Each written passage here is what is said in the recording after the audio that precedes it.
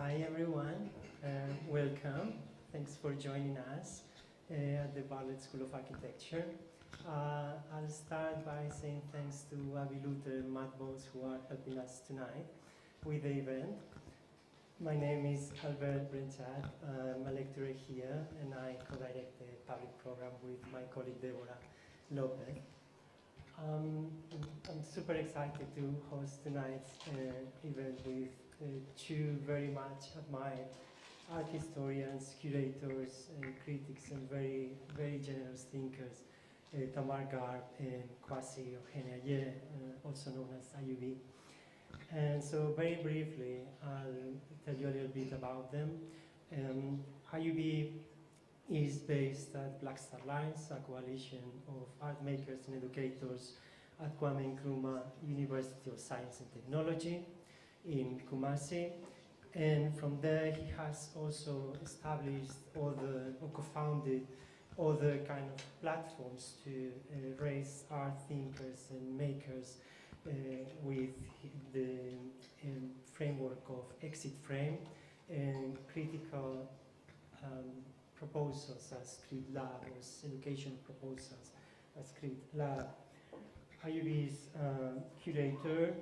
He's been thinking through critical theory and psychoanalysis on many exhibitions on biennales such as Ljubljana Graphic Arts Biennale very recently, and Bamako Encounters. And he has been curating also the work of Ibrahim Mahama, which you can go right now at the Barbican and see one of his works, very recent works. The responding or in conversation with IUB will be Tamar Garb. She's the Darling Lawrence Professor of History of Art at UCL and also current Director of Research there. Tamar has also, as IUB, hosted or created, and in this case founded and directed, an institution for critical thinking, art thinking, and interdisciplinary thinking, which is the Institute of Advanced Studies at UCL until 2022, I think. And Tamar has done lots of research projects on gender and sexuality, identity, African photography, the archive, trauma and reconciliation, etc., and curated shows in Germany, South Africa, in the UK, somewhere else, I'm sure. And both of them met each other at ACASA, which is another one of these platforms for art makers and thinkers and educators in Africa, founded by B.C. Silva, who quite recently passed away, and all you two were quite connected to her. And then this event today really starts starts then, continued as a landmark in August when we put forward a global engagement fund proposal with two excuses. One, because we really wanted to bring IUB and other colleagues from blaxTARLINES to UCL. We wanted to hear more of them and seed fund some potential future collaborations.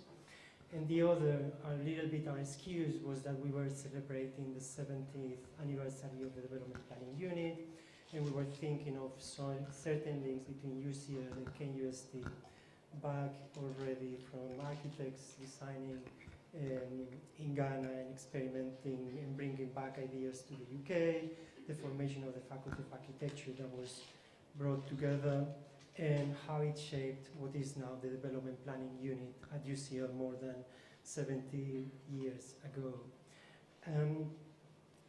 I wanted to say a couple more things. Yes, in that sense, we have been hosting a series of workshops this week with IUB and students from the amazing historical urban environments here at the Bartlett, and on public history at in the Faculty of Social Sciences.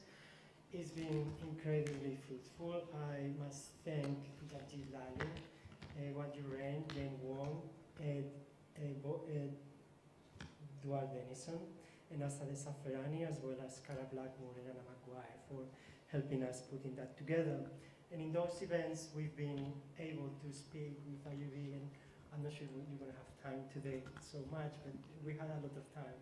we were very privileged to think about the art and the artisanal labor and recognition, neo-humanism, universalism, truth and activism, traumatic materialism, egalitarianism, anarchism, contingency and mediation in the exhibition space. And all of this from the very particular blaxTARLINES and IUB's perspective of their emancipatory arts project, which puts the cognitive gift at the center, that only gift that can be shared between the giver and the given, that knowledge that can be shared between the giver and the given.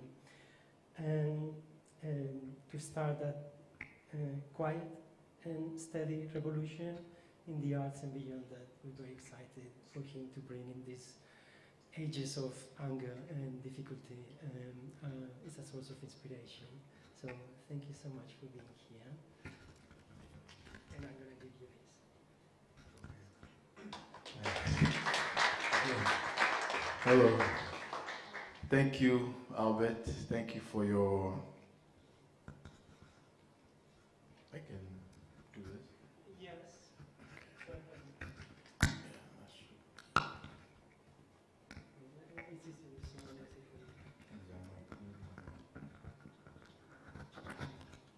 Yes.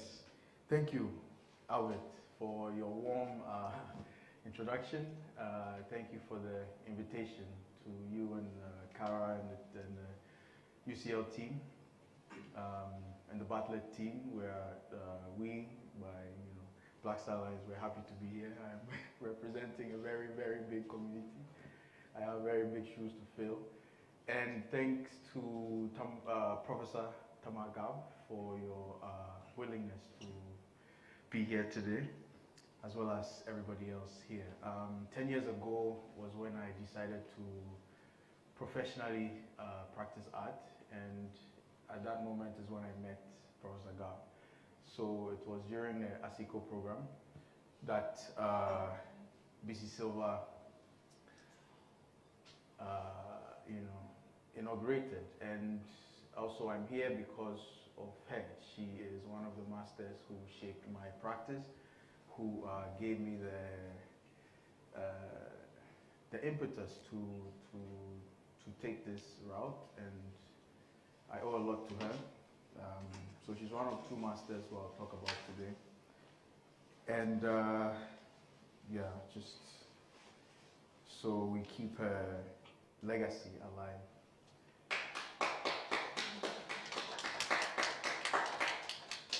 So for the thoughts that shape today's theme, I'm thinking generally of the intersection between the exhibition and pedagogy. So that will be one of the areas that I will, highlight. Then, by extension, we'll be also talking about how this invokes the curatorial and the dynamics around it. I'll also highlight the emancipatory thrust of this merging, because that's really the heart of what I'm trying to talk about. And then I will look at two pedagogical models, one on the axis of stratification, and the other that gives egalitarian kind of implications. Then I will look at two examples, kąrî'kạchä seid'ōu and BC Silva, whose interventionist practices have given examples of how you self-embody an alternative to the status quo. So this is the scope of what I'm trying to do in 30 minutes. So so I'll start by giving you a gist about the community back home in Ghana that we call blaxTARLINES. It was established in 2015. The image in your shot is the main entrance of the Kwame Nkrumah University of Science and Technology. This is the university in which the movement is based, blaxTARLINES is affiliated to the Department of Painting and Sculpture in the College of Art at KNUST. So it is, blaxTARLINES is an open source collective. It's also a contemporary art incubator that was established to, to kind of foreground and to highlight and to propagate, ideas that transcend the Beaux-Arts horizon that we inherited via since the early 20th century when the school was established. So the Kumasi school was established in 1951, but the art department goes further back into Achimota School, which was in Accra, and that was established in 1927. So the art school moves to Kumasi, then the College of Art is established, and then on and on. So blaxTARLINES, we could call it, it's a coalition, it's a paradigm, it's a project space, it's many things. It's a movement, it's an idea, and it is a collective of artists, non-artists, art practitioners, and on, who share a certain passion for emancipating art in the 21st century and practicing art on our terms, such that we are, the worldview of art that we practice, we are kind of creating them and theorizing them, sustaining them, as well as finding other ideas about art elsewhere that we might relate to. So it's not just an insular project. So there are two broad phases that categorize the blaxTARLINES paradigm, as I like to call it. The first phase was inaugurated by kąrî'kạchä seid'ōu, who is an artist, philosopher, who is now the Dean of Faculty at the College of Art. So, he had to radically,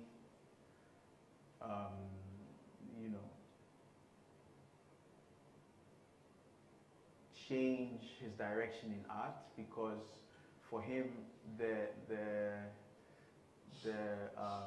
ideas upon which art was being practiced and taught in Ghana was deeply problematic. So he dedicated his life work to changing this, and this is where pedagogy comes in, and this is where he inaugurates a project that triggers the intellectual emancipatory phase of the blaxTARLINES movement. So blaxTARLINES' inception is based on what he had done prior. And then the next phase, which we are currently in, is the economic emancipation phase, where we are thinking about the infrastructural conditions that would facilitate what we do and how we make it. We don't have museums, or there are no contemporary art museums. What do? You could cry about it, or you could find ways around it. So these are the things that that's where we are now, and that's where an artist like Ibrahim Mahama is important, because his creating institutions, creating new art, ecologies, and so on, have a very meaningful place in the project. But it's rippling. It's not just Ibrahim, but he plays a very important role. So here we have the figure, kąrî'kạchä seid'ōu, who I would describe as the subversive intellectual who kicked in this whole revolutionary project. And according to Fred Moten and Stephen Nohani, the subversive intellectual came under false pretenses with bad documents, out of love. Her labor is as necessary as it is unwelcome. The university needs what she bears but cannot bear what she brings. And on top of all that, she disappears. She disappears into the underground, the down low, down maroon community of the university, into the undercommons of enlightenment, where the work gets done, where the work gets subverted, where the revolution is still black, still strong. This very aptly describes seid'ōu's approach because of how his, how he positioned himself within the ultra-conservative space of the university, which was very insular and very immune to new ideas about art. But he said that this is the space where he would dedicate himself to transforming. And it's been 21 years now. So everything we see, via blaxTARLINES has been at least 21 years in the making. So through the university, it's a really long-term project. It's like a generational thing that we have all committed ourselves to. So the crux of his, what he calls the Emancipatory Art Teaching Project, which he inaugurated in 2003 when he was employed, or when he became a lecturer in the university, was to reveal and to transcend the official, hidden, and missing curricula of the KNUST painting program, because that's where he was employed into. So the pedagogical form became a means through which to practice, emancipatory politics in his case. So in his words and what he talks about, I try to make it interactive. He doesn't wear this mask, so this is just my own. This is how I see him. MF Doom is another guy that I'm very obsessed with. So I just put the two together.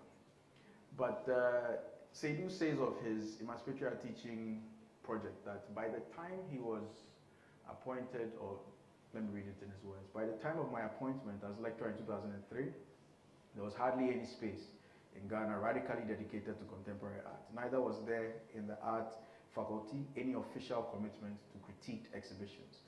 I introduced interactive series, a seminar program in Kumasi to host contemporary artists and art professionals for talks, workshops, exhibitions, overviews, and critique sessions. So this was one of the ways by which he was working as a lecturer. Then he goes on to say that initially, interactive series was intended to complement and give substance and sustenance to my teaching and to broaden the perspectives of students and interested staff on the scope of contemporary art. Besides, I converted my drawing class into a curatorial project of guerrilla exhibitions on campus and in the city of Kumasi. Campus and city came alive with site-specific exhibitions, their critiques and overviews each year. So if you have 60 students in a class, we would have 60 exhibitions by the end of the year. And then, as a teacher, you're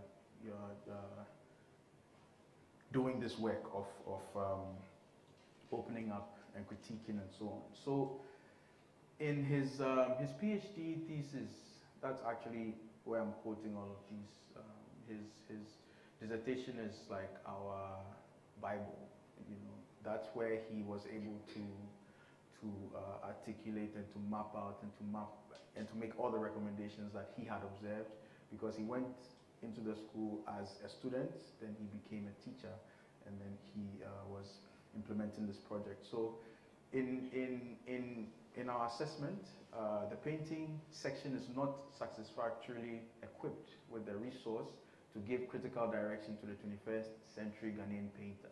This is what he bases his revolutionary ideas on. On the surface, this seems to place a burden on the painting lecturer, who has to double as an art historian, art critic, and philosopher. So this is where the burden of self-embodying an alternative to the status quo comes in his case. So if anyone has met him, he's a polymath, and he says that he had to do it for the aims that he had, and he also doesn't prescribe it for anyone.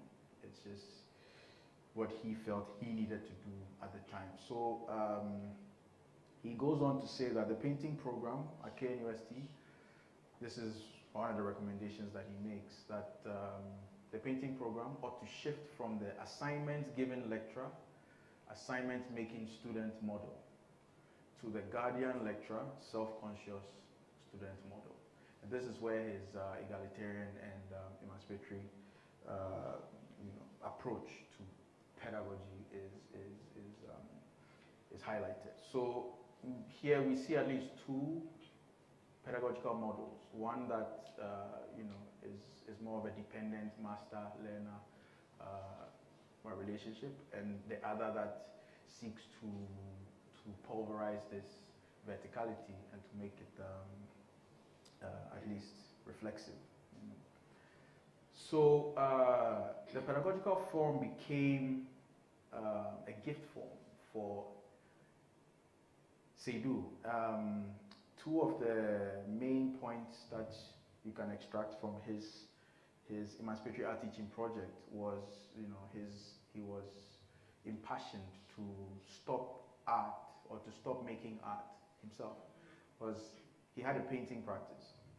So based on the ideas that he had for restituting art into the space of the universal, he had to transition his own practice from one form into another, and the pedagogical became the viable means by which to do this. So yeah, he says that it was his interest to stop making art symbolically and to inaugurate a practice of making artists, which is through his teaching.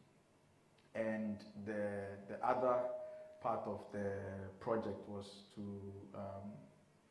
the hope to transform art from the status of commodity or the overdependence on market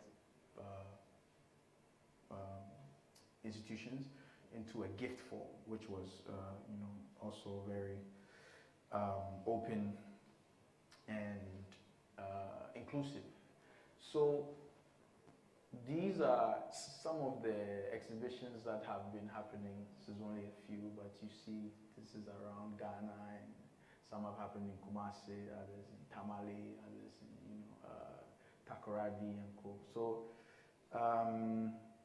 here you're seeing end of year exhibitions that have been inspired, or the blaxTARLINES end of year exhibitions, which we staged to host our graduating class, but also the alumni, prominent alumni, guest artists, international artists. These are the by hook or crook ways that we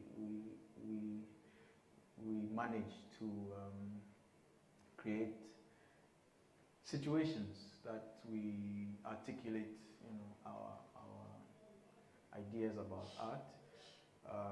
Here is at SCCA in Tamale. This is at an old locomotive shed in Kumasi. So you see the various forms and the radical openness that we are using to insert ourselves into the city, but more in a more expanded art space. So through seid'ōu's interventionist emancipatory art teaching project, the curriculum at the art school shifts from this retinal realist, pictorialist, what he calls epicolonial orientation, into a more open one where no discipline is prohibited. Previously, you couldn't have photography or performance or in the art school, but now it's not the case. Independent art practice is also the hallmark, because the learner's independence is really what is at stake, and so the curriculum is designed to harness that. Then it's also designed to track real-time developments in the global art world. This was not the case in the anterior curriculum, and it's more experimental and it's open, and curating is taught, but we teach it because we don't really have the infrastructure and the institutions. We teach it as a disposition and an attitude to form, to space, to things.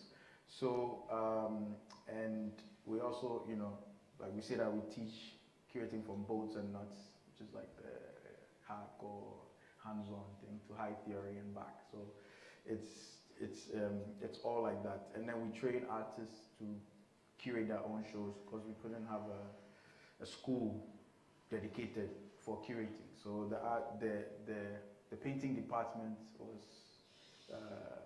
subverted such that it could do so much more. And the peer-to-peer learning in affirmation of the equality of intelligences is what he was already working on in the guardian lecturer self-conscious learner model.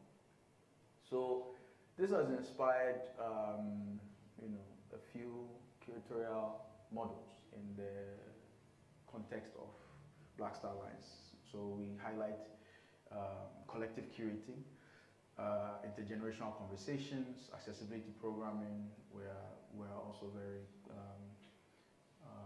mindful of, as well as class-sensitive audiencing, so that the elitism, the tendency for elitism can also be checked.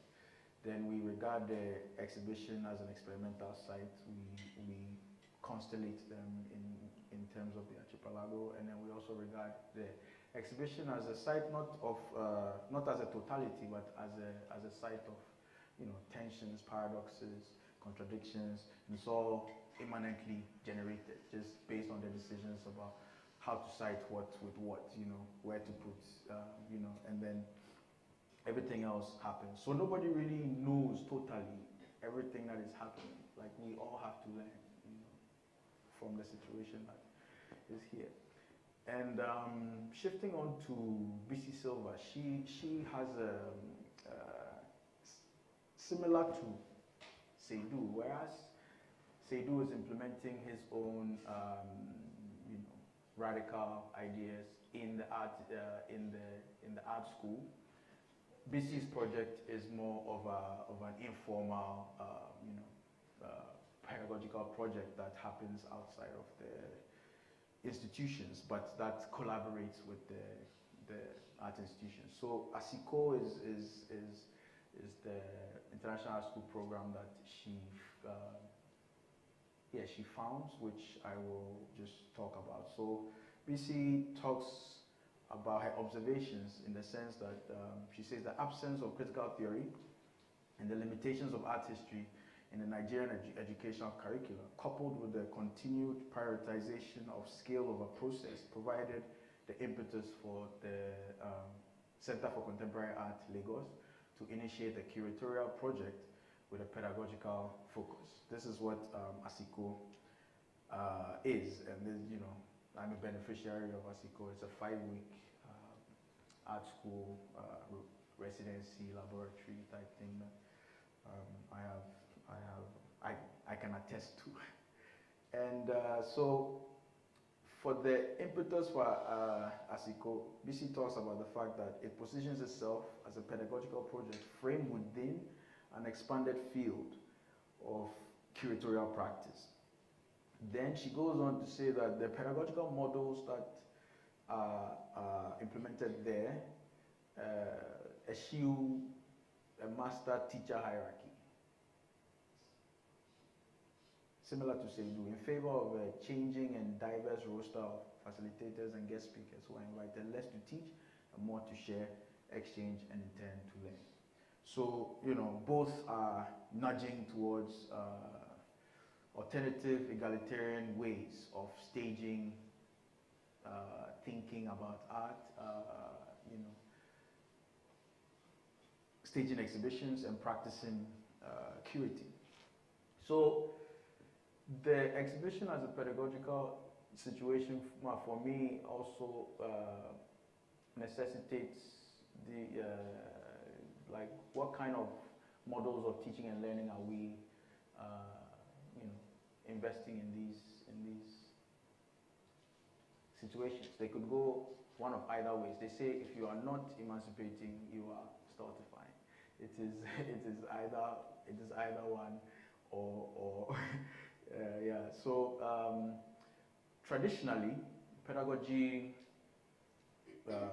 if we think of it in terms of how it's applied in public education, mass education, it's human-centered, it's hierarchical.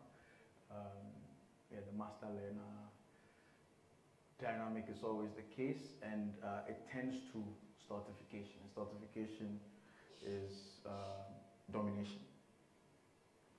The anarchist David Graeber has told or has intimated that in academia there's a hierarchy and you're supposed to be scared.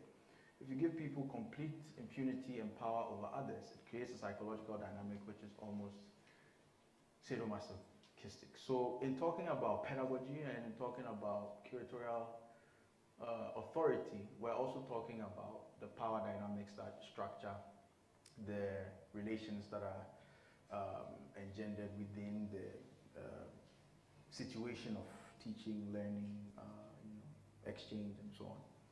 And then the French philosopher Jacques Rancière is also convinced that there is stultification whenever one intelligence is subordinated to another.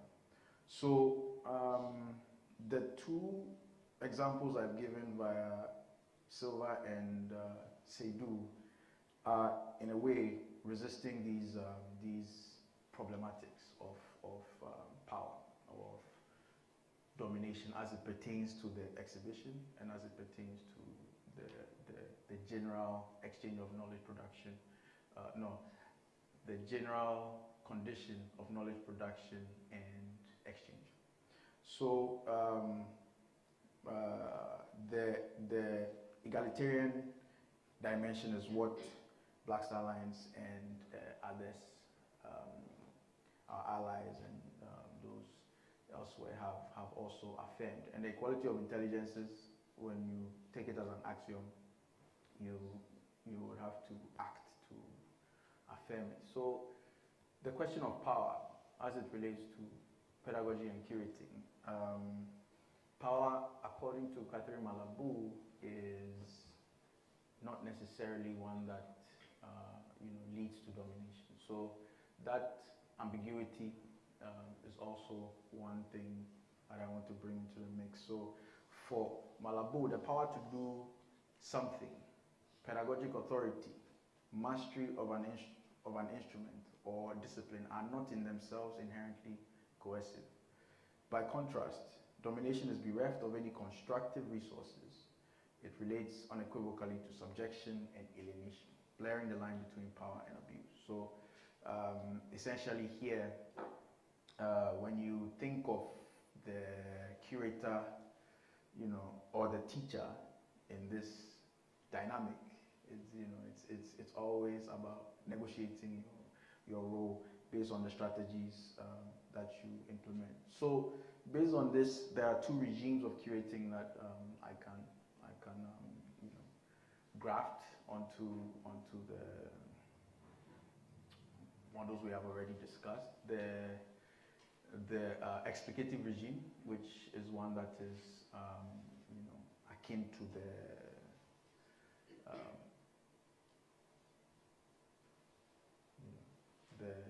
stultifying axis in the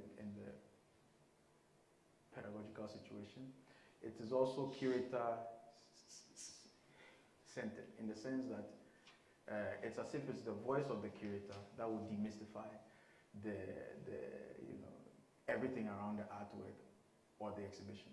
And without this, there's no form of understanding that can be achieved. That's the hidden assumption. So you know, yeah, the curator's voice is the same thing. It's like in the classroom where the master learner verticality upholds. It is the explanations of the teacher that will clarify, you know, everything and bring understanding for the student.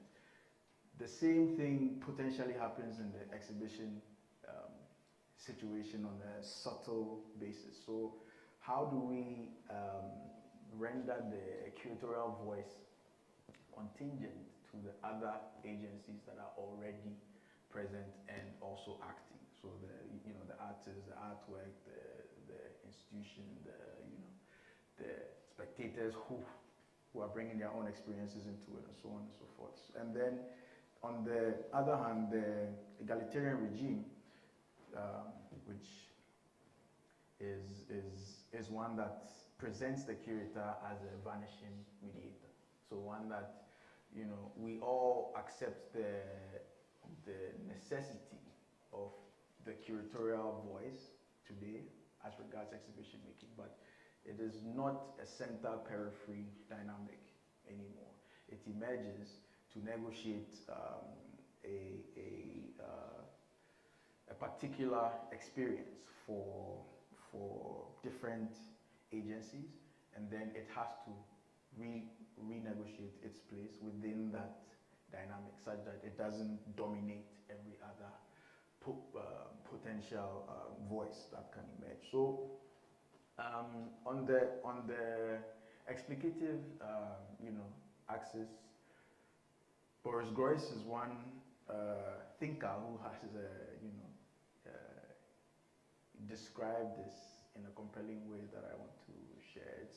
He says that on that side, in the curator-centered explicative regime of thought-wide curating, artworks, and this you can trace back to modern art and its cognates. Artworks seem to be genuinely sick and helpless on their own, and the spectator has to be led to the artwork, as hospital workers might take a visitor to see a bedridden patient. Right? Here it is again the curatorial voice that will render the sick work, well. And then he says that the curator can't but place, contextualize, and narrativize works of art in this regime. He doesn't say in this regime. I'm just, because it fits.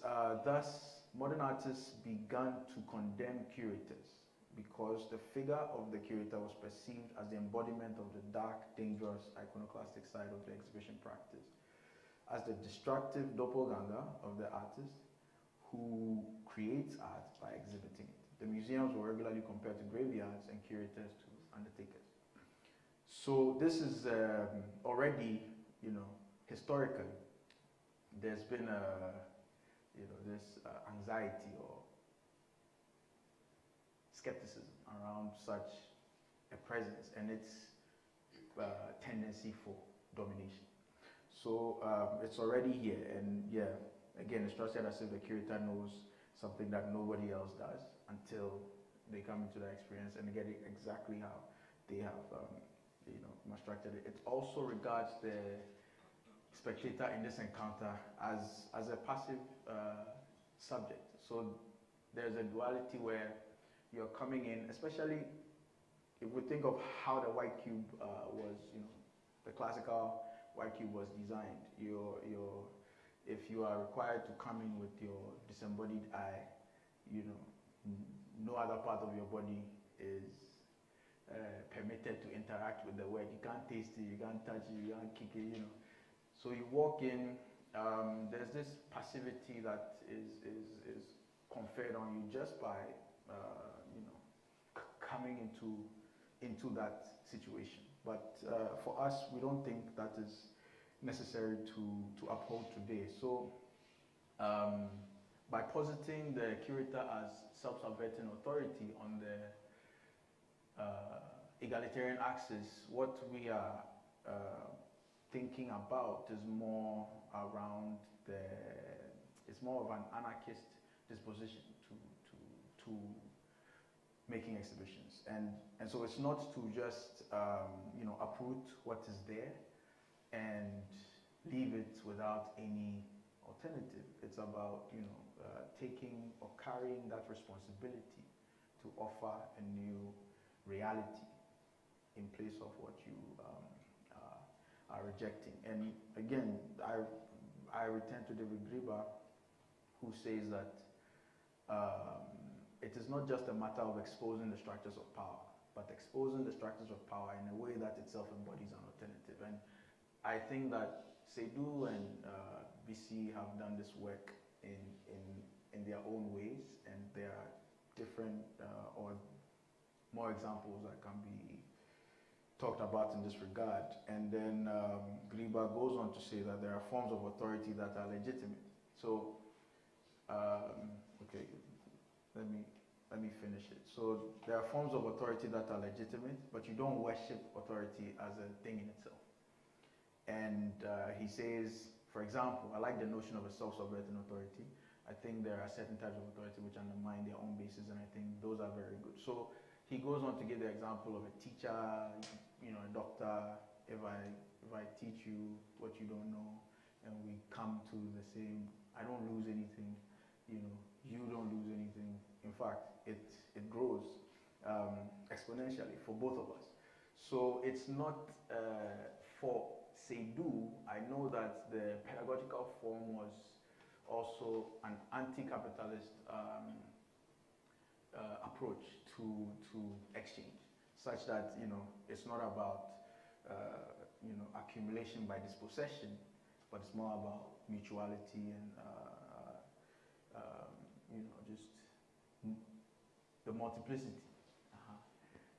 So then, in this case, hierarchies are also, if we think about the ambiguity of power, as Malabou gave us, we can think of hierarchies, differences, distances, not necessarily, you know, as coercive, but they could be ways by which we negotiate, you know, new relations out of or based on the egalitarian ideas that we have. So just because I may be older, or I have more money, or, you know, it doesn't necessarily mean anything. It just means that if I'm interested in what you have, you know, and I approach you about it, we could share. And it doesn't have to mean any. So this is where I would just pause and end it. But yes, thank you all.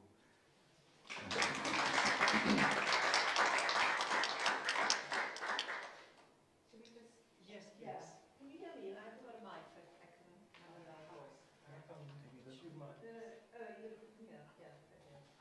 There's echo actually if I just talk, as long as you hear it right. Just in case I put this here. Okay. Yeah, thank you so much. You know, you're talking here about two such extraordinary practices and institutional interventions, and you know, I think it's really wonderful to juxtapose Bissy Silva's extraordinary achievement and to put it alongside blaxTARLINES. And as you say, thank you. The spaces within which they're making their interventions are quite radically different. And I wanted you to say a little bit more about that. I mean, I was struck by you saying that seid'ōu now is a dean in the faculty. So what does it mean for somebody who comes in with such a radical intervention into an existing institutional framework? I mean, when he started, you know, moving away from, as you said, the Beaux-Arts tradition of, you know, the obsession with painting and sculpture and kind of the old colonial art forms and genres and ways of picturing, and his, you know, his rejection of a whole kind of iconography of Africa that's mediated by European modernism and primitivism, etc., etc. He moves into the city and goes out of the art school and takes the students into the streets, and, you know, does something that is so profoundly you know, oppositional to the institution. So now he's a dean within that institution. So I'd love to hear a little bit more about that. But then just to contrast that with Bissy Silva, who refuses the institutions from the beginning. She will not work within the university framework, and she talked a lot, I mean, both informally and in interviews, about how she thought the universities across Africa were stuck in those old colonial modes of thinking and a kind of subservience to a notion of product as opposed to process. You know, she thought that the only way to be able to breathe world for African-centered production and thinking was to work outside the institution. So can I ask you to just say a little bit more about that, the different choices they make, and how you think seid'ōu now copes with being a dean in that very art school and environment that he tried to, you know, unravel? Right. Right. For me, you know, these two figures have I hinge everything I've, you know, learned or done or on them. You know, they kind of opened me up to new worlds that I didn't even think I could reach, but through them I was able to. And to observe their two examples, their two passions, which led them to the labor of love that they practiced, and how, you know, also how do you say, how, you know, divergent their strategies went. It was so cool to see that we could share the same politics, but have different methods by which to realize them. And for seid'ōu,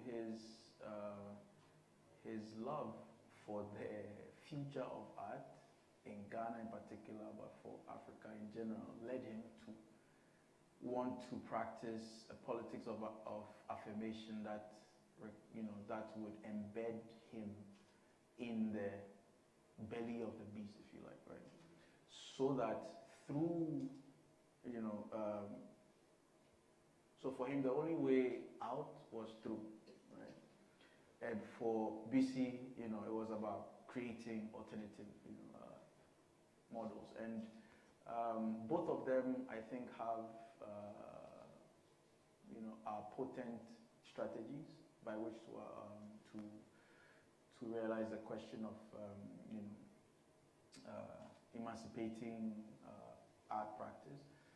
But for seid'ōu, he saw the promise in working with the institution itself, because it's a public school, and because it's cheaper compared to other schools. It sees a lot of people from different backgrounds from all parts of the country and from elsewhere in Africa to come there and train. So he saw that opportunity to train people on an annual basis, like hundreds of people. Literally, like now the undergraduate class, we have no less than 600, you know, people that will be graduating. So this possibility was just, you know, for him, it presented itself as a challenge, and he started it, but he knew he couldn't do it alone.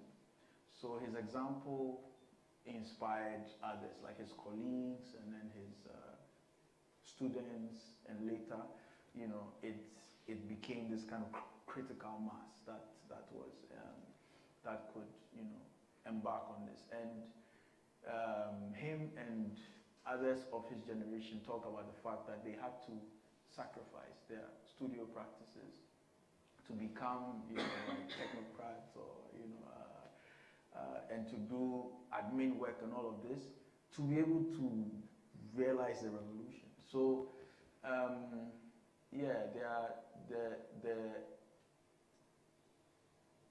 the sacrifices they had to make based on the choices that, you know, they had made is what has opened up a lot for us to also realize today. So they kind of were interested in opening up a new, you know, teacher subject, new artist subject, who did not fear to entangle themselves with the problem, you know. Yeah, can I just ask you then for clarification? So one of the joys on working with the ACASA program, and I worked on 6 different iterations of the ACASA program in different cities in Africa, so I have a kind of hands-on experience with it. And one of the things, having come as I do from my day job at UCL, which is, you know, a degree giving institution where students have to go through certain hoops and write exams, etc., etc. You then go to somewhere like ACASA, and there's none of that. The people who go through the program, the 5-week very, very intensive summer school, they don't even have to make anything. They have to learn, have to open themselves up. It's about process, it's about relearning and unlearning ways of thinking. And then there's a collective exhibition that happens at the end, and the curators and the artists work together, but it's very much not either commodity or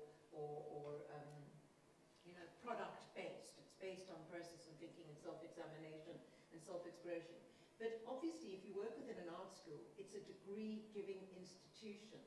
So how does seid'ōu navigate the structures of the institution and its bureaucratic demands and that whole apparatus, and still retain this emancipatory, egalitarian, non-hierarchical, commitment? And serve as well. Serve as part of the institution as well. Right. How do people earn degrees in a non-hierarchical, contractual, traditionally contractual situation? Right. So it's very. We say that we describe how we're able to work with establishment and its constraints and the limits as a miracle.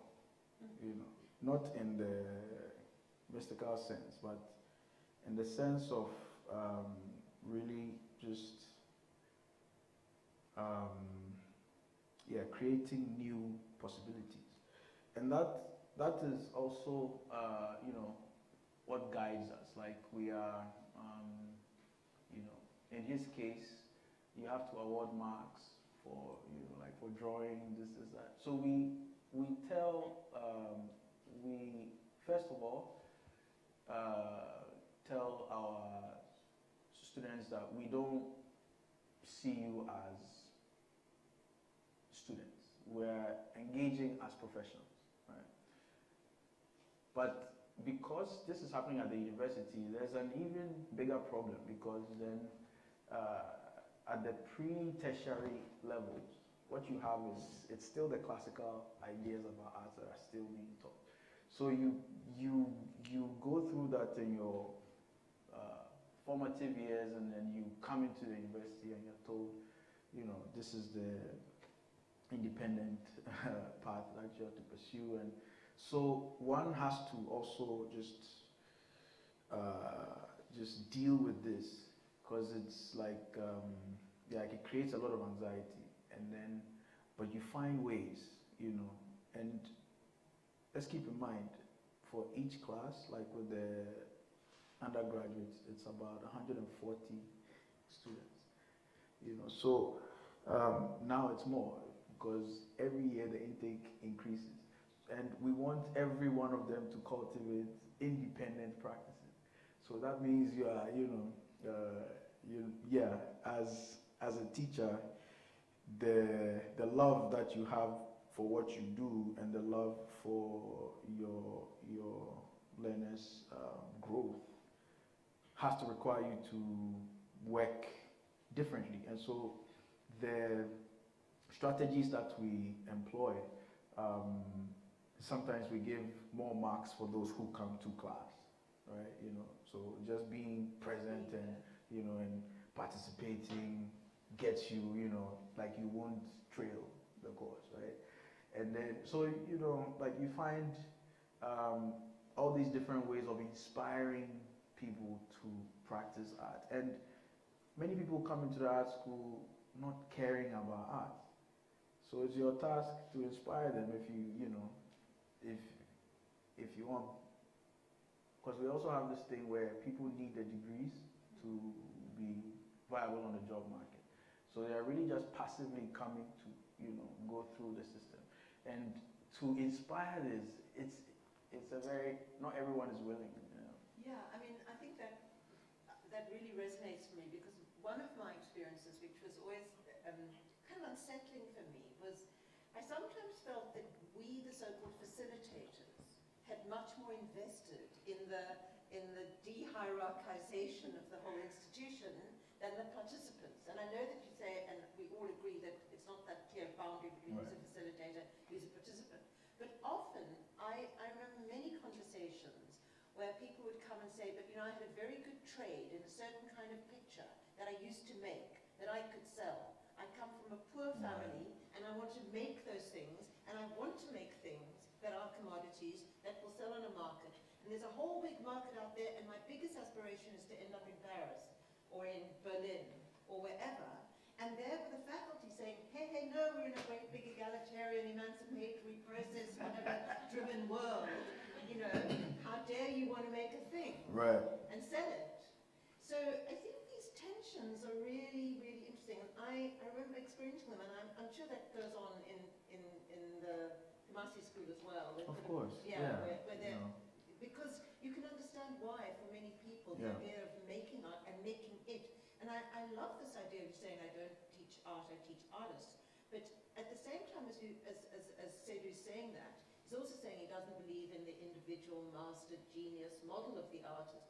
But you know, there is a kind of culture of individualism that still kind of underpins it. So there are a lot of things to navigate there, aren't there? Yeah, and that's one of the things, that's one of the conceptual implications of his approach, because then you have to have this attitude that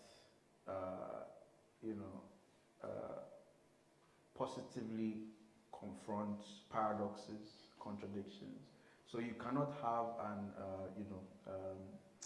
a logical system that thrives on the either or. That's why he was able to embed himself in the institution in the first place. So we try to encourage our students to say that, look, if you have a practice that is based on the bread and butter approach, you can do it. In fact, if your livelihood depends on it, you must. But if you want to practice art in the context of, if you want to have a space where freedom and independence are sacred to you, you have to create a space where nobody tells you what to do. You lead that process, and that's where we want to go with you on that journey. But it's very difficult to dissuade people from what they're doing that puts food on the table. Many of them pay their fees themselves.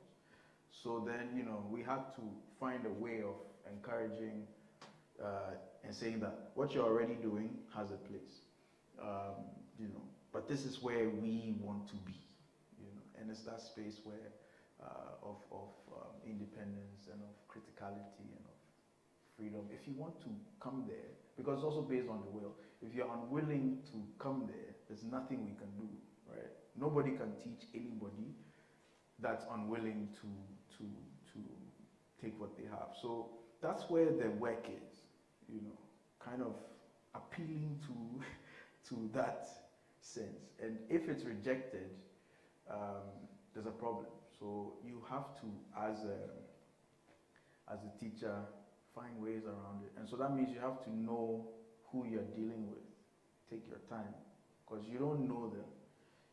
That's where the thing is also, like, it's this mutuality, it's me. It's not that you ought to learn what I know, but it's also possible that you know something that I know. How do we find ways of exchanging? And that helps. Yeah, I mean, one of the things that was so extraordinary about the ACASA program, I'm interested to know if this is true with Kumasi as well, because you say that students come from all over the continent to study at Kumasi, but I imagine that the vast majority are Ghanaian students. Yes. Yeah. And the thing that was amazing, an incredible learning experience for me at ACASA was that it was genuinely a kind of Pan-African environment. And not only that, it was many languages. Not only did people come from their mother tongues, which were very, very diverse, but there were Lusophone, Anglophone, and Francophone because of the history of colonialism, participants as well. And I was in Mozambique, which was Portuguese-speaking, in Addis, where English and various other languages. In Dakar, it was French, and wherever we Garb,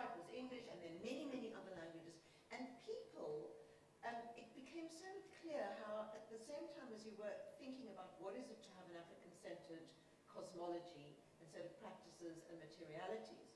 The differences between people were huge. Some had never seen the sea before, came from Zambia to Mozambique, been in landlocked places. People traveled by bus, by car, by foot, by plane. You know, it was hard to get there. Nobody could get a visa to go to Addis because the Ethiopian government, even though they had the Organization of African Unity there and great big mythology around Pan-Africanism, didn't let any Africans into the country. You had to fly by here and there and struggle to get visas. So it both kind of lived out and broke apart all the sort of conceptions we had of what an African-centered practice might be. And that was one of the biggest learning curves for all of us, whether you were a facilitator or whether you were a participant. So, so what it is to think in that and to make and to work in a way that can take account of Africa as the center of the universe, that's so extraordinarily diverse and, you know, it was one of the big challenges for, I think, everybody who participated. So I'm interested to know, from the context of a much more integrated community, which would be the Kumasi community of students and faculty, who I imagine are also predominantly Ghanaian? Yeah, largely. Largely.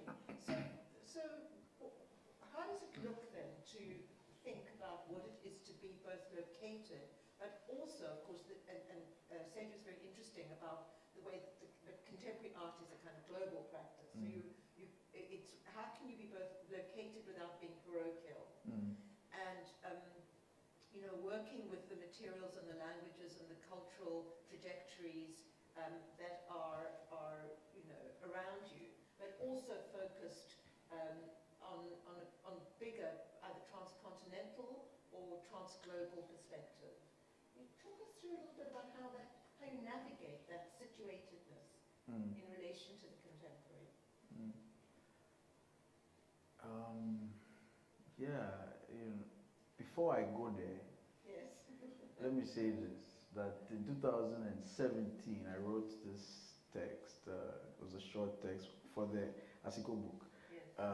I titled it The Artist and the Curator, and that was where I was first processing, you know, the power dynamics between these more figures. And it was inspired by a lecture you gave in ACASA in 2014, you know, based on that, because I had my own, you know, issues and my own questions. I left ACASA with a lot of questions, and that was where my vim to leap into the practice came in.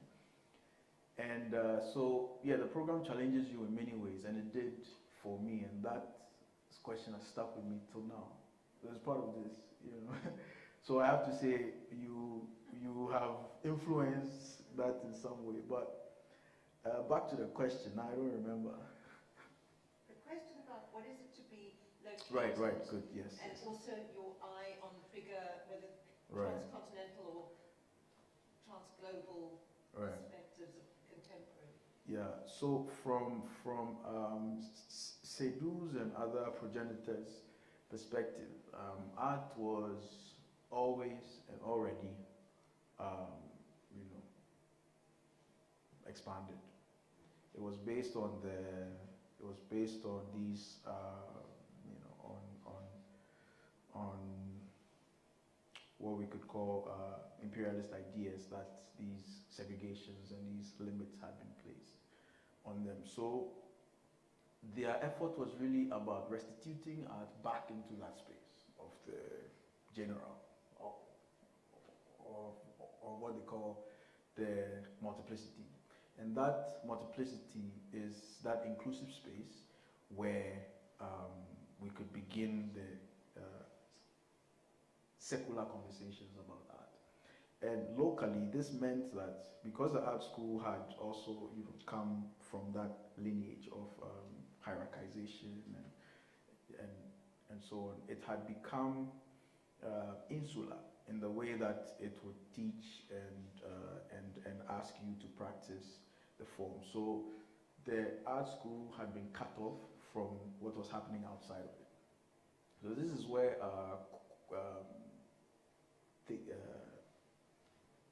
people like Kwame Nkrumah, Ghana's first president, and his politics of emancipation also inspires by what we do. Because in Nkrumah, in a speech that he gave to inaugurate I can't remember which department in the University of Ghana, but he titled it, or there's a part of the speech where he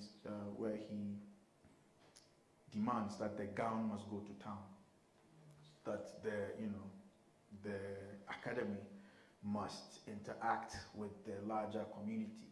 So that was one of the aims of the project.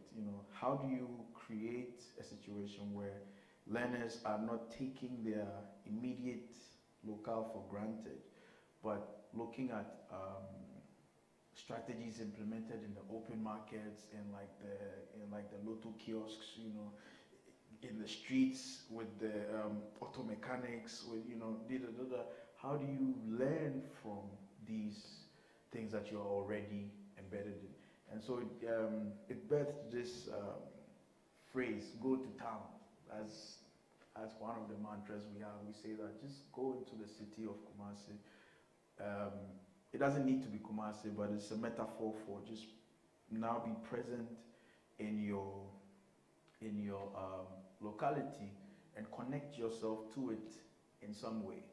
And then what can you learn from it that you can import into your practice? Because it might be that you may be struggling with this that has already been figured out by the carpenter, right?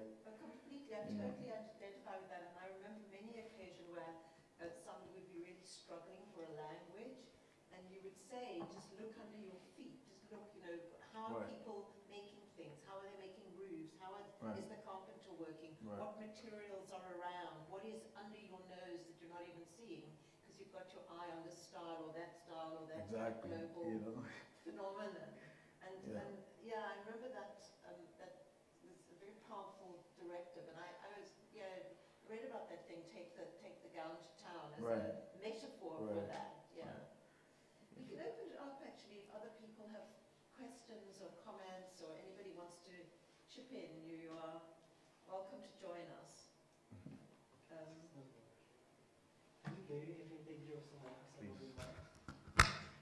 Somebody wants to ask a question. Thank you so much for sharing that. So interesting. I had a question about artist gift. For who, when, how many? Yes. I just interested in the idea of gift. I just want to expand on that. And to riff on that, because I was thinking about that as well, and I forgot to ask it, is not only to whom is the gift, but does the gift have a cost? Or is a gift freely given? Yeah, I mean, what's at stake with this idea of moving from commodity to gift? It's a wonderful question.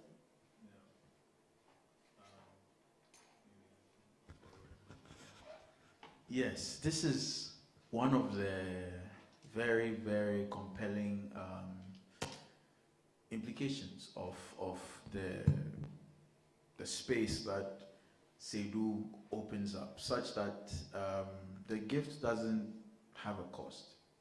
What's happening is he actually terms it the non-reciprocal gift. So he says that it's a gift that is given and exhausted without the expectation of it being reciprocated. And that for him typifies the love ethic that he wants to, because really he says that in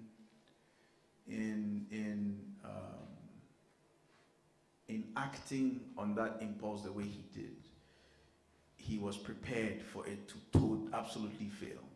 And it could have failed. It's taken him, it's taken so long. But the point is that he would still have put all of what he had, even to death, if he needed to, right? So that was the level of conviction. And so he also uses this as a counter argument to talking about different economies of exchange. Because the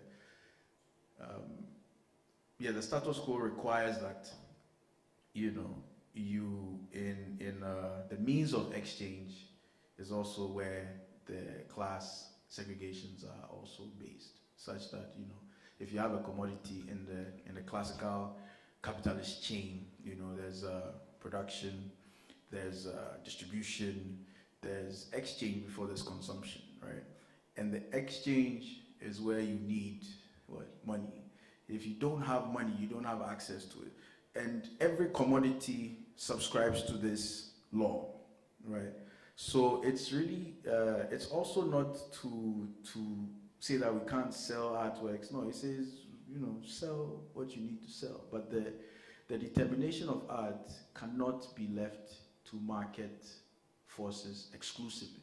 And market, you know, those things dominate or have come to dominate what we understand and what we value as art. But how do we create parallel economies that are not hinged on this law, that we can, you know, I give you everything, and that's what he tested in the pedagogical form. You know, knowledge is one thing that you cannot totally kind of, you know, it tries, you know, with intellectual property and so on, but it's always, you cannot totally, how do you say, territorialize it. And so this is one form of testing out that idea, and it's literally what he practices. And so blaxTARLINES, we call ourselves a sharing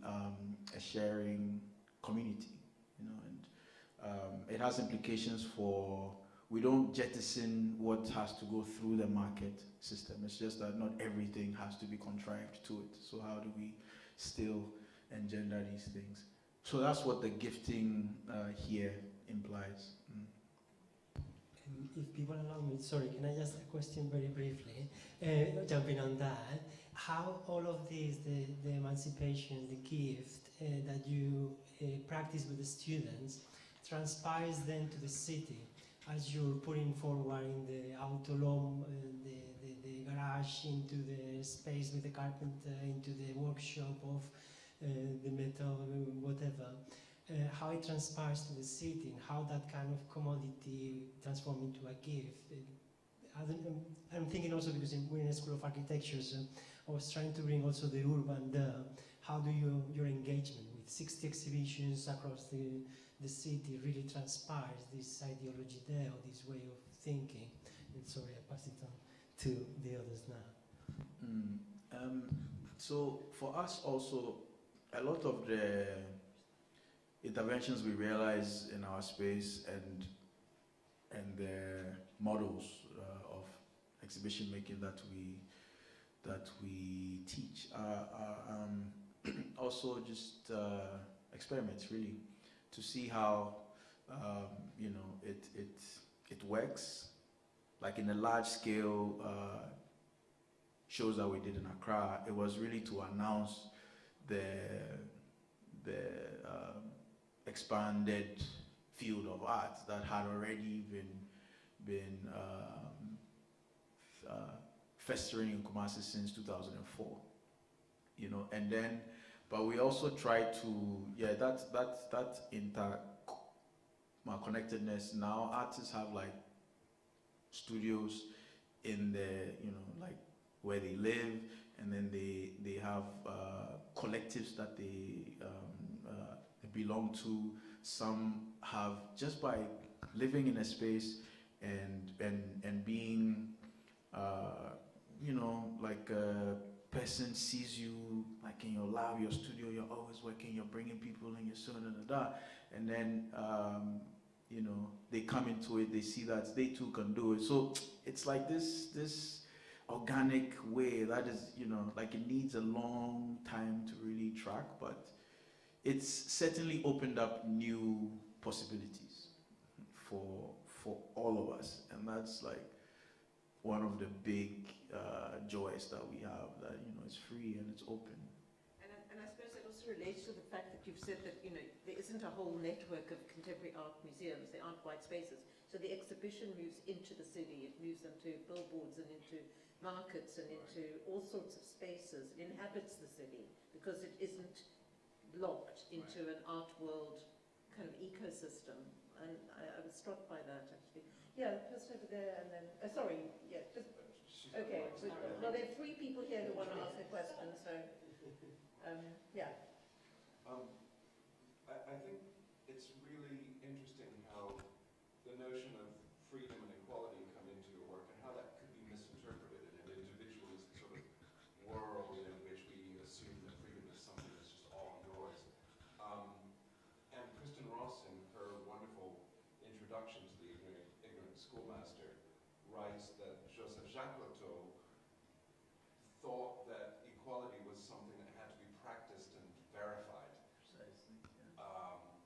And the same too of freedom. Freedom is something we give each other, and it has to, like, are we free now? Are we giving each other freedom? Yeah, okay, good. I wonder how that idea relates to the way in which you might curate. Have you tried to bring that process to your curation, to sort of practice and verify your way through a curatorial process? Right. No, that's like that text is one of the most influential texts that I've read, and in my curatorial work, it's one of the ways that I attempt to test. So most of these ideas, based on Jacques-Loto, Rancière, seid'ōu, and co, they are examples. So for me, it's really about just taking what has already been tested and then building on it. One of the ways that I am practicing this or verifying this in my work is really about how to demystify the whole, like the curatorial, the curatorial process, but also the pre-production and the production process that makes the exhibition happen. So that it's like a breaking of the fourth wall, in a sense, because then with many of the exhibitions that I've worked with, like the one I co-curated of Ibrahim's work in Germany a year ago, the massive rapping in Osnabrück. The idea was, even though it was open air and so on and so forth, we were bridging production between Ghana and Germany, and a lot of it was just not possible to experience if we as the creators don't make it a part of the experience. So we had to intentionally just find ways, and I had to train myself, like learn video editing, using my phone, recording in my own way, and just to make certain things accessible, and online and in other ways. But that is one of the ways that I'm trying to just practice this. Another way is just finding ways to also decenter the curatorial voice, and it's not always easy to do that, so I'm still finding ways. Like, It's very hard, particularly with public institutions, who have this vision that the curator has to teach the public, and you are constantly fighting against the over-didacticism that the public institution wants of the curator. I mean, I'm going through this battle myself at this very moment. So, what is it to respect the viewer enough to feel that they can make their own meaning in the space and not to tell them what to think? Right. It's a huge problem. Bear. Yeah, hi. I'm really enjoying this conversation and the thinking, and I'm very much within it. From many different points. I'm very interested in this idea of real-time development in the global context. I know that it seems within reach, also especially because of the possibilities of the digital. And at the same time, how do you navigate the sort of inequalities, the sort of idea that some people own the notion of the global more than others? How do you teach your students to think outwards, to act outwards, to be outwardly visible? I mean, especially in the sense of, I see what, for example, the arrival of Ibrahim Mahama's success has done, but I also see that it imports the problematic of a global market embracing the work to their terms. So, you know, individually you can reject that, but how does that work outside of the city, outside of the bedroom, outside of your thinking space? Right. Yeah. Thanks for that. That's, you know, it's part of. That's why the mantra of shifting art from the status of commodity to gift is helpful for us. So we don't. First of all, as part of the intellectual emancipation phase, what we do is we use the first or the foundation years to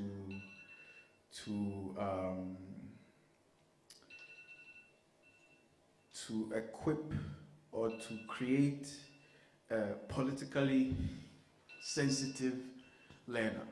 A lot of our educational system, for the most part, is apolitical. So it doesn't really orient you to or attune you to the histories and the baggage that has shaped you and how the global picture and where you fit in.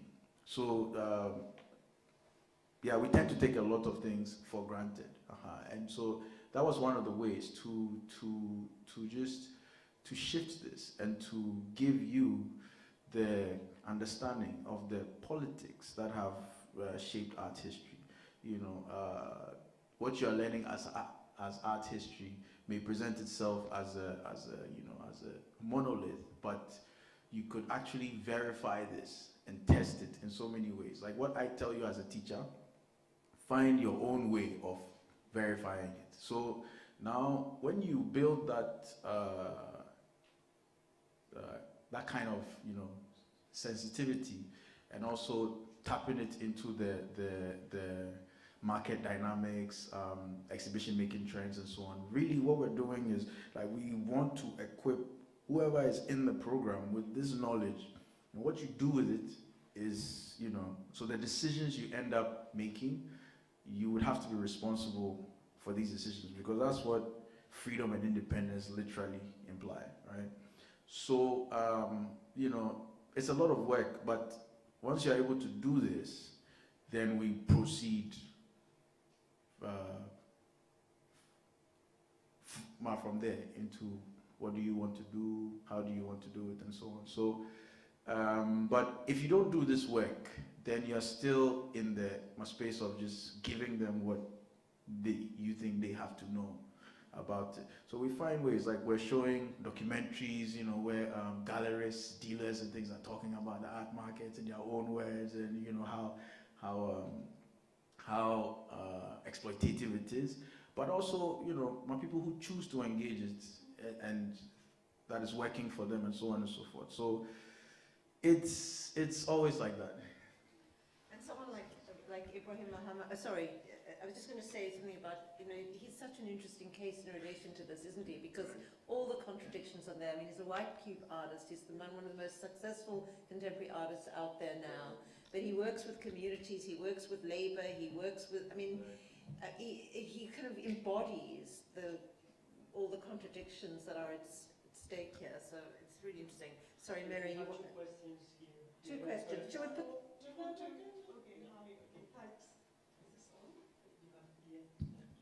Hi. Thanks. Yeah, I'm loving this conversation as well, so thank you for that. I just wanted to draw on this idea of multiplicity a little bit, and you touched on it in terms of students from different parts of Africa landing in the school, and I thought that was just so interesting. And I've just been, there's an interesting parallel came to my mind. I've just been to a conference, a production studies conference, where labor is, and the labor processes was central to the conference, and Albert and Peg were there as well. And Finzi Zaidi, who is currently leading the School of Architecture Johannesburg, he was talking of this dynamic and saying, what is quite amazing is that African students are meeting other African students who had no conception of other Africa. So it just becomes this kind of the studio and whatever their specific pedagogical practice was, try to respond to that. So I was kind of wondering, because you've talked about situatedness in your city, but I was wondering, what are your students who are coming from all over Africa and don't know each other really? What do they bring to the table, and what does that do to your pedagogy? Yeah, I think that's what family practices or other things they're carrying with them, or they want, that sort of thing. Yeah, it's now for the postgraduate, for the graduate programs, we have a lot of people from, like Europe, elsewhere in Africa and so on, who also bring in their own perspectives and their dynamics. It's when you create that space, that egalitarian space, what you're doing is you're also, you have to affirm at every point the right of existence, for these different angles and personages and perspectives. So it's very dynamic, and the experiences, sometimes there are tensions, sometimes there are, because some people come very, very rooted in a particular worldview of art, which they had been taken for granted for so long. But when in our space, we are always challenging each other about what we believe about art. Because when we say that art, if anything can be art today, it must be invented, you see. So we don't subscribe to any fixed notion of art. So we're saying, it's always happening, it's always continuing, and not everybody thrives well in such a space. So we're also conscious of this, but we just softly work around it, because also we have exchange programs with schools in Norway, Germany, and so on and so forth, and now like in Uganda. So we're trying to just, like we always work around it, but it's never an easy situation.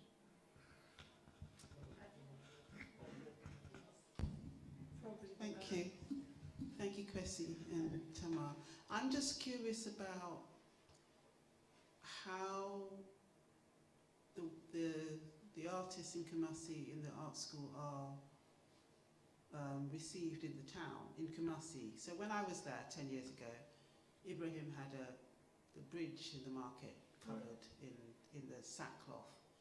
And I was there, and the market women were just like, they just weren't paying any attention.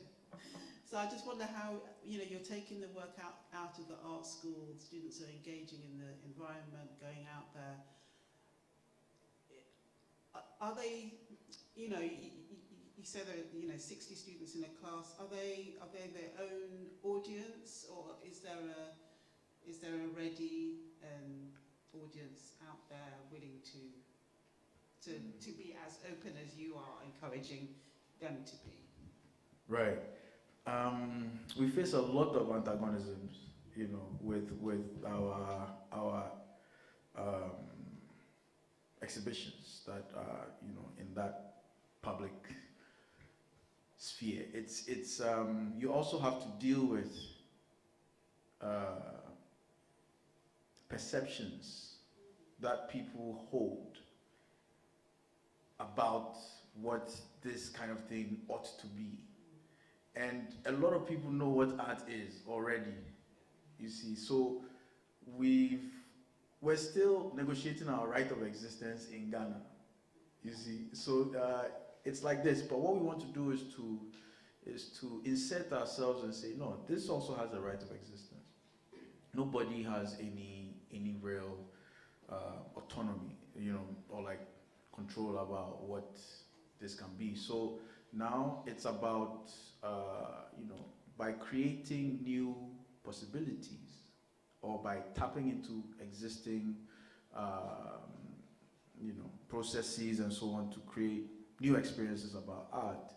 We're teaching ourselves, and also for any member of the public who's willing to go on that journey with us, we're also just kind of restructuring what we already know. Because all of us have these ideas about art. All of us went through, even if you don't, you inherit it in some way. It's like, I was given this example. If anybody asks you back home, what do you do? I'm an artist. Then the next question, can you draw me? And when that question comes, they're not asking you to draw them in any other way, but in a realist way. But they don't say that, but everybody knows it. So when you come and then you are putting sacks, you have sewn sacks together, and you have filthy sacks, and no matter, so we already have lived with this antagonism, but what we want to do is to force each other to come to terms with different realities about it. And this is also possible. In the same way, in Osnabrück, in Germany, when we staged this exhibition with Ibrahim, there were such antagonistic responses. Some threatened to ban the work, you see, because it was just repulsed. The city had given 300,000 euros for this rubbish, you see. So, you confront these things in many different places, in Ghana, in Germany, in the UK, and so on. So what we are trying to do is, we're saying, all these also have a right to exist. And in a secular, egalitarian space, how can we deal with each other, even if we don't agree? I mean, that must become particularly vivid in relation to performance and body-based practices, because if it involves putting yourself and making yourself vulnerable into public space, and often challenging assumptions around sexuality, gender, things that are around in the culture, and if art is that space of freedom, and a kind of exploratory performance of forms of subjectivity that are even not legitimate in terms of legal structures and frameworks, I mean, this can become dangerous. Bye, Peg, thanks. This is difficult stuff, isn't it? I mean, I experienced that in Accra very much, because we part of the ACASA program in the year that I was there, and I'm not sure whether you were there for the Archive Embodied conference. There was a conference at the end of the ACASA program, which was funded by the Clark Art Institute in America. And so it was able to bring people from all over, and we were all talking, and there was a whole thing about the African archive and hidden archives and archives that hadn't been unearthed and didn't exist, and all the ACASA participants were there. Then one of the facilitators was a person called Jabu Pereira, who is a curator from South Africa, who's non-gender conforming person, who is non-binary, And they stood up at the end of this thing in a context in which, homosexuality is illegal, etc., and just said to the whole, the elders were there, the people from the town, the mayor, etc., said there is no space, a person of color who's non-binary from South Africa, who's a curator, and cut like a knife through the whole situation and said there is no space for this whole African archive that you've been talking about. The women's voices in the village, the mats, the weaving, the thatch, the this, the that weaves all kinds of different stories. None of it tells my history. Where's my place in this archive? And it was like a moment of rupture in the space, which was very profound. And people didn't know what to do with that intervention. I remember it very, very clearly, because it was, and this also breaks the monolith of Africa. I mean, this is why, Africa is an idea which obviously bears little relation to the lived experience, to the diverse people who inhabit this continent, like everywhere else. And maybe a Pan-African ideal, it's a complicated one, but the question of sexuality was one of the ones that just like cuts across the whole thing. And it was unresolved. The whole thing fell apart after that. People left. Nobody knew what to do with it. That's interesting you say that, because while you were talking also, I was thinking about the the patriarchy of the West African kind of cosmology. You know, if you think of what Bissy was doing and Okwi and kąrî'kāchä, but it's all against the backdrop of quite often traditional hierarchies, and how just practically impossible. I just can't imagine it, you know, how you do it, how it works. That's not a question. Right. It's just a rant. Yeah, and you know, for me, that's where the vanishing mediator strategy could be useful. You know, because we could say that at this historical moment in Ghana, we haven't had such a diverse, inclusive space for art practice. We haven't had, you know, for different demographics, different sexualities, different class backgrounds. At this time, we've never seen this, you know. So that is one of the things that I have like literally observed, that I see as a viable step. But yeah, you always have, like, you're always going against the grain, you know. So how do you position yourself in relation to it, but at the same time not implement repressive models that you have borne the brunt of? So, you know, it's very challenging in that sense. We have one last question. I don't know if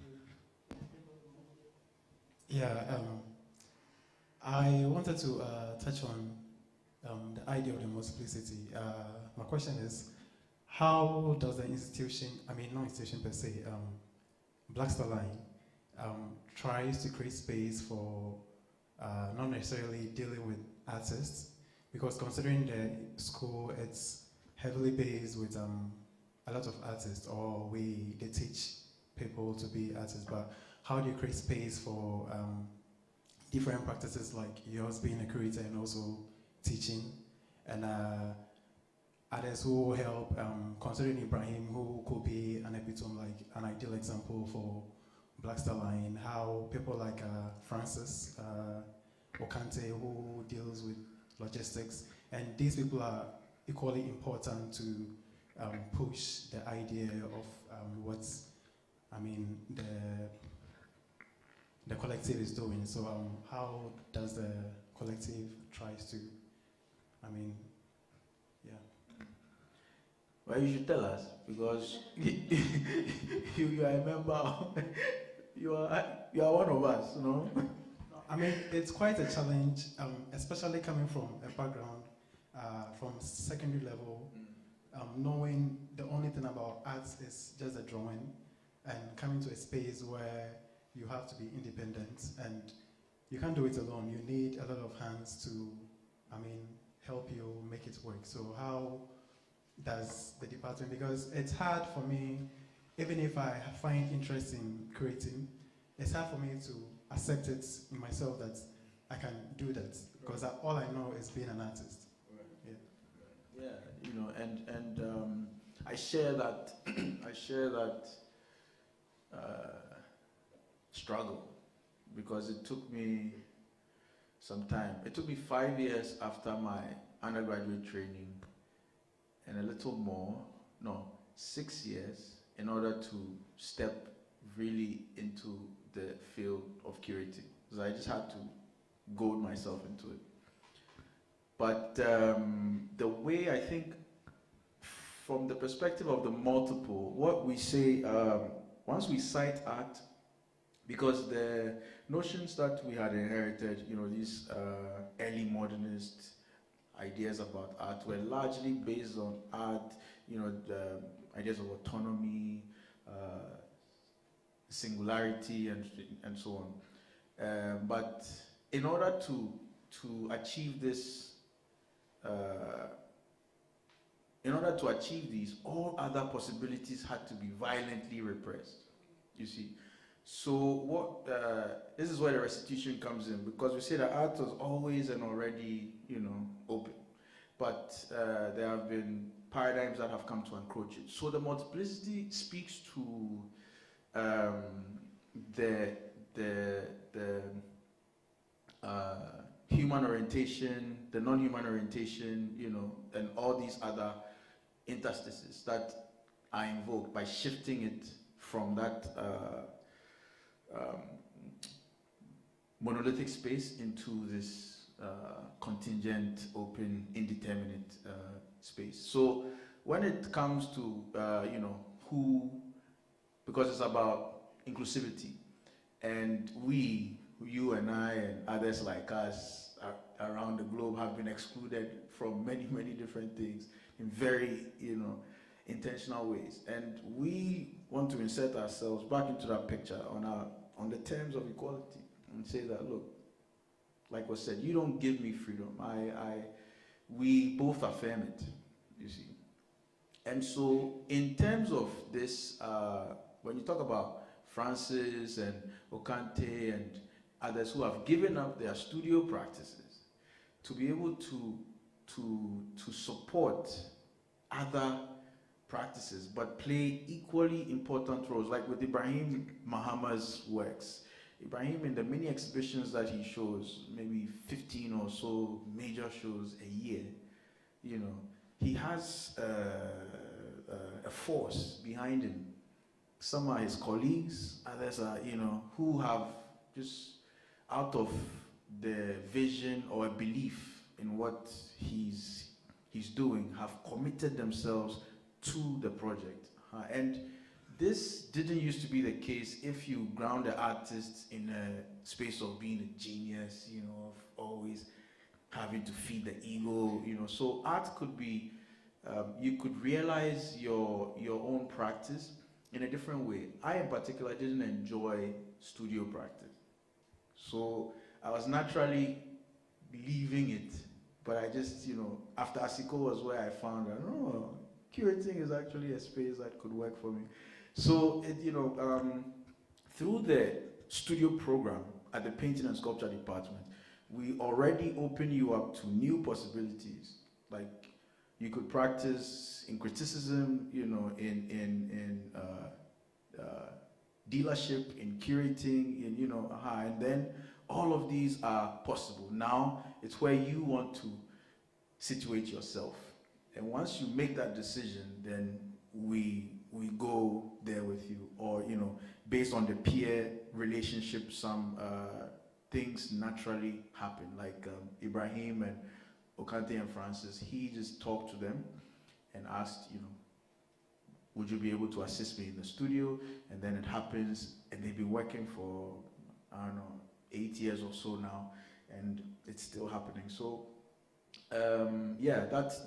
That radical openness just has so much more that nobody can know unless you step into it, I think. Well, that's a lovely moment to end. Thank you so much. It's been a real pleasure to hear about your work and to share the space with you. Thank you. It's my pleasure to share the space.